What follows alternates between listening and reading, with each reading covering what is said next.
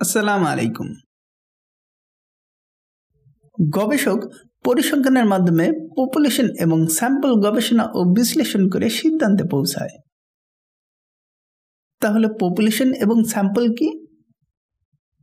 Population হলো গবেষণার সকল বিষয় বা বস্তু, যেখান থেকে তথ্য সংগ্রহ করা হয়।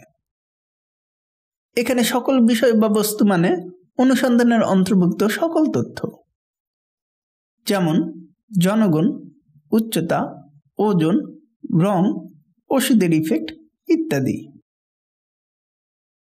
ধরি আপনাকে একটি শহর থেকে ডেটা সংগ্রহ করতে বলা হলো বয়স এবং চাকরির মধ্যে সম্পর্ক নির্ণয়ের জন্য।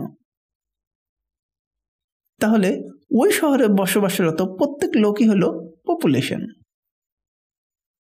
আপনি যতই ছোট শহরে বসবাস করেন না কেন, প্রতিটি লোকের কাছ থেকে ডেটা সংগ্রহ করা অনেক সময় সাপেক্ষ এবং ব্যয়বহুল।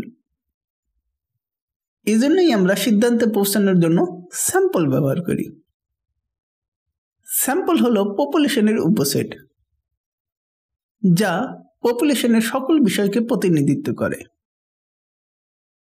ভিডিওটি দেখার জন্য ধন্যবাদ।